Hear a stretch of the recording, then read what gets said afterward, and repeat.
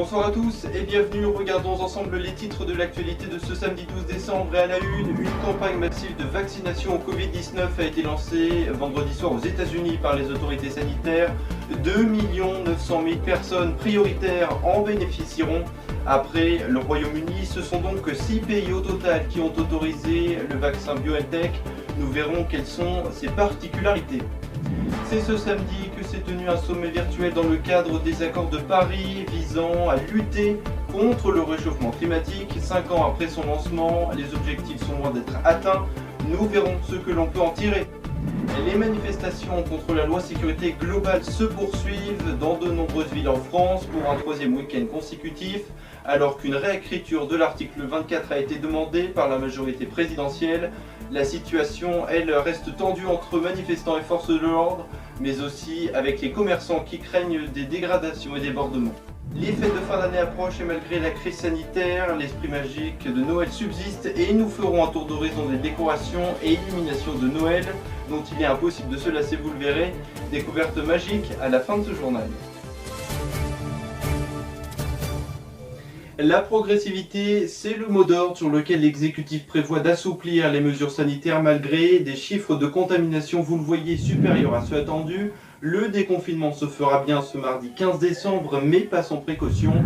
Jean Castex, le Premier ministre, s'est exprimé ce jeudi sur les modalités à suivre. Les explications de Maïki Suplon. Le Premier ministre Jean Castex a tenu une conférence de presse ce jeudi 10 décembre. 5 semaines seulement après le début du deuxième confinement. Il a annoncé un allègement du confinement à partir du 15 décembre. Un couvre-feu aura lieu de 20h à 6h du matin, sauf le 24 décembre pour passer les fêtes de Noël en famille. Mais pour la Saint-Sylvestre, le couvre-feu sera maintenu. Le 15 décembre prochain, nous n'aurons plus besoin de se déplacer avec l'attestation de déplacement. Mais de 20h à 6h du matin, une nouvelle attestation de déplacement sera pour se déplacer. Alors que la colère et les inquiétudes remontent, pas les cinémas, stations de ski, théâtres, casinos, musées et les salles de spectacle devront attendre jusqu'au 7 janvier 2021. Le 20 janvier 2021, la réouverture des bars et des restaurants. Et aussi la réouverture des lycées et des universités. Après le Canada ou encore le Royaume-Uni, c'est au tour des États-Unis qui ont autorisé vendredi officiellement le lancement nationalisé et massif de campagne de vaccination Pfizer-BioNTech, une officialisation du processus dont 2 900 000 personnes devraient d'ici les prochaines heures bénéficier. Un vaccin ou 2 injections espacées de 3 semaines sont nécessaires. A-t-on assez de recul face à ce vaccin? Quelles sont ses particularités? Les réponses de Rodrigue Bedin et d'Émilie Dubac. Le vaccin développé par Pfizer et BioNTech a été accepté par les autorités sanitaires américaines ce vendredi. Donald Trump a annoncé une campagne massive de vaccination et a précisé que les citoyens plus âgés, les soignants et les premiers secours seront les premiers à pouvoir se vacciner. Les États-Unis est donc le 6e pays qui autorise l'injection de ce vaccin contre le Covid-19 après le Royaume-Uni, le Canada, Bayern, l'Arabie Saoudite et le Mexique. Cependant, au Royaume-Uni, des réactions allergiques ont été détectées sur 2 membres du personnel soignant. De plus, ce vaccin présenterait des problèmes au niveau des effets indésirables.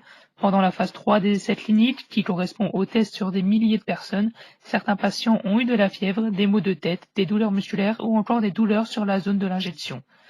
De son côté, la France semble être très en retard. Des vaccins sont pourtant en cours d'élaboration dans les laboratoires français, mais aucun n'a atteint la phase 3 des essais cliniques.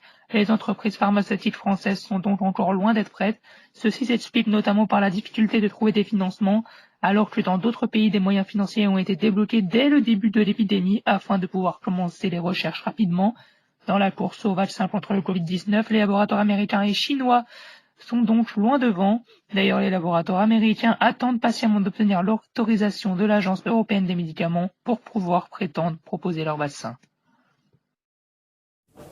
C'était en 2015, lors de la COP21, que de nombreux pays s'unissaient afin de lutter contre le réchauffement climatique.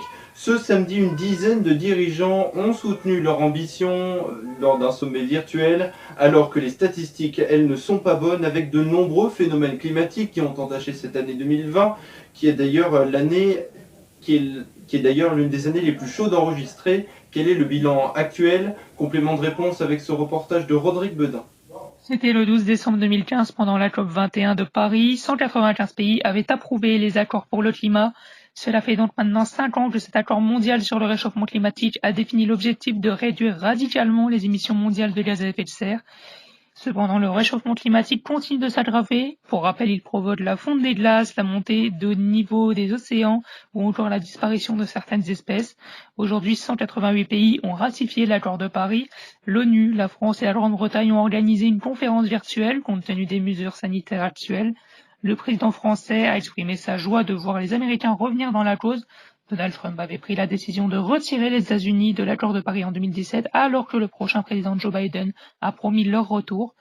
Ceci est rassurant, car même si, comme l'a dit Emmanuel Macron, nous avons continué à avancer, les États-Unis sont, après la Chine, le pays qui émet le plus de gaz à effet de serre. Ainsi, la participation des Américains a un impact évident sur l'évolution de la situation climatique. Il y a 5 ans, l'objectif était d'atteindre la neutralité carbone d'ici 2050. Or, il paraît très ambitieux face aux résultats peu satisfaisants que nous observons. Le chef d'État français l'a bien compris, mais il reste optimiste et pense qu'il est nécessaire de donner une trajectoire et des moyens crédibles. L'idée est donc de prendre de fortes mesures et de trouver des solutions concrètes. Finalement, les promesses de 2015 n'ont pas été tenues, mais la lutte contre le réchauffement climatique semble avoir repris son élan. Laurence Tubiana, la directrice de la Fondation européenne pour le climat, pense que cet accord est devenu une référence mondiale. Tout le monde en parle, les jeunes dans la rue comme les investisseurs et les gouvernements, et elle se réjouit face à la bonne nouvelle de la décision européenne de réduire les émissions de 55% pour 2030. Certains restent tout de même pessimistes face au combat climatique, comme Nicolas Hulot, l'ancien ministre de la Transition écologique. Beaucoup soulignent tout de même que le Covid-19 va avoir des conséquences positives pour la lutte contre le réchauffement climatique. Ce vendredi 11 décembre, des jeunes à Seattle, Berlin ou encore Paris ont prouvé que l'épidémie a permis une réelle prise de conscience et que le mouvement pour le climat, initié par Greta Thunberg, est encore d'actualité. Il suffit donc que les intentions de changement deviennent des actes. C'est un week-end d'appel à la manifestation en France contre la loi sécurité globale. La situation reste tendue à Paris, Lille, Tours, Dijon ou encore Lyon. Une cinquantaine de personnes ont d'ailleurs été interpellées en Île-de-France et des Gilets jaunes ont appelé également à manifester. Malgré l'interdiction de la préfecture de police de Paris, la situation reste tout de même tendue, notamment pour les commerçants qui redoutent les casseurs. Bonsoir, Davian Maï, vous êtes avec nous. Quelle est la situation à Saint-Nazaire, là où vous êtes? Alors en effet, je me trouve ici en fin de cortège de la manifestation, vous le voyez sans doute derrière moi à Saint-Nazaire, dans cette ville où c'est le 3e samedi de manifestation consécutive. Pour tout simplement dire une chose, plusieurs revendications, mais aujourd'hui ils se sont rassemblés pour plusieurs revendications, notamment le retrait de l'article 24 de la loi de sécurité globale, contre également les violences policières. On se rappelle bien sûr des heurts à Paris et des heurts à Paris qui se déroulent également en ce moment. C'est les policiers qui ont riposté. Vraiment, donc ici on réclame le retrait de l'article 24 et justement j'ai été à leur rencontre et j'ai été au cœur de cette manifestation à leur rencontre dans ce reportage. Samedi 12 décembre, un important dispositif de sécurité a été mis en place pour cette nouvelle journée de manifestation en France. L'appel à la mobilisation pour protester contre la proposition de loi sécurité globale a été toutefois moins suivi que les précédentes semaines. Sans doute par crainte de voir la manifestation contre la proposition de loi sécurité globale dégénérer comme les semaines précédentes. Un important dispositif de sécurité entourait samedi 12 décembre le cortège parisien, sous le regard des clients des grands magasins parisiens. En région, à Saint-Nazaire, le rendez-vous était donné à 15h dans le centre-ville. Environ 250 personnes se sont réunies pour demander le retrait de la loi sur la sécurité globale. Ces derniers ont manifesté à l'appel de plusieurs syndicats et associations locales. Plusieurs manifestants, accompagnés de quelques gilets jaunes, ont ensuite pris la direction de l'hôtel de ville situé à 250 mètres pour défiler une vingtaine de minutes, au cours desquelles des chansons ont retenti.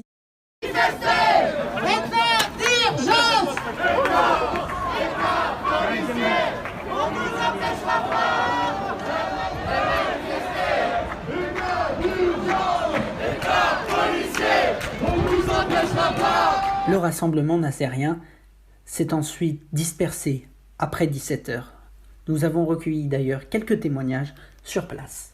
Alors aujourd'hui, quelles sont vos revendications? Et ce n'est pas une revendication, nous sommes là pour exiger que ces lois soient retirées, que ce gouvernement renonce en fait. Le cortège s'est ensuite retrouvé et s'est terminé place de l'Hôtel de Ville. Mais c'est aussi la jeunesse qui a pris la parole et qui était présente lors de ce rassemblement. La manifestation nazérienne s'est déroulée globalement dans le calme, si toutefois les gestes barrières étaient parfois oubliés.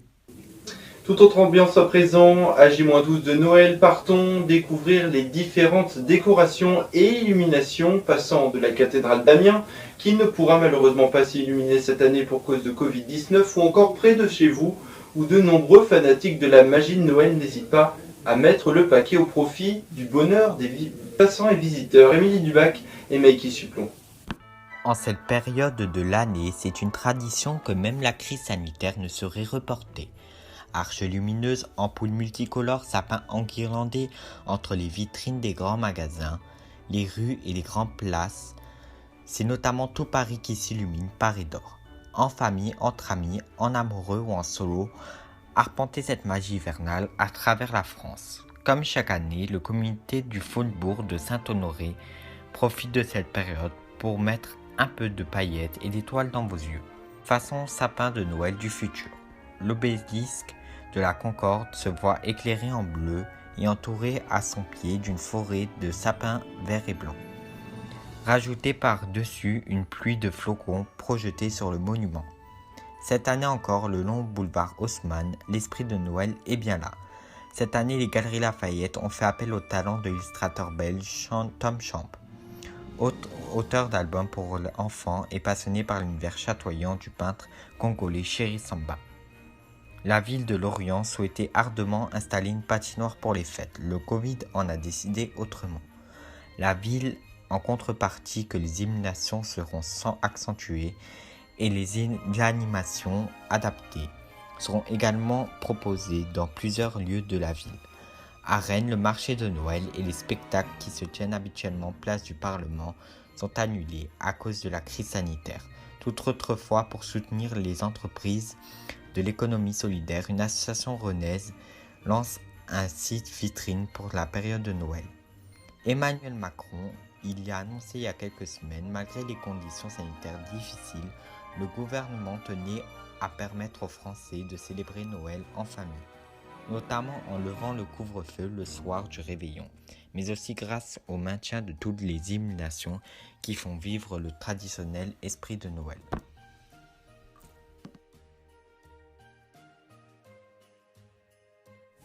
Côté ciel, le temps sera partagé avec grisaille et pluie de La Rochelle à Charleville-Mézières. Il soufflera sur les côtes bretonnes et sur les côtes de la Manche, avec des rafales de vent comprises entre 70 et 80 km/h. À l'arrière de cette dégradation, le soleil restera toutefois dominant. Les températures seront 12, comprises entre 4 degrés à Gap, 5 à Saint-Flour, 8 à Noyon, 15 degrés à Saint-Pierre-d'Oléron et 17 degrés pour le maximum à Toulouse. Votre tendance des prochains jours avec lundi, un temps partagé entre soleil et cumulus. Des averses seront attendues en Bretagne et en Charente-Maritime. Mardi, la France sera coupée en deux avec des éclaircies et à l'arrière de Lille à Tarbes, il pleuvra. Mercredi, le temps sera quasiment identique à celui de lundi avec du soleil et toujours quelques pluies éparses en Bretagne et en Occitanie. Avant de se quitter, j'aimerais saluer un grand de la profession. Le 18 décembre prochain, Jean-Pierre Pernaut, un monument de l'information, passera le flambeau du journal du 13h. Une page de l'histoire de ce métier magnifique va donc se tourner avec émotion, évidemment, un homme qui aura su transmettre cette passion de l'information à plus d'un d'entre nous. Autre salut amical, cette fois-ci à Valentin Page, créateur d'AR1, à qui je souhaite un très joyeux anniversaire en ce 12 décembre. Fin de ce journal, merci de votre fidélité. Samedi, vous avez rendez-vous avec Davian Mahé et Rodrigue Bedin qui vous présenteront leur émission Si 2020 était un film. Prochain rendez-vous avec l'information, je vous retrouverai, je l'espère, dans 15 jours. D'ici là, portez-vous bien, prenez soin de vous, ciao.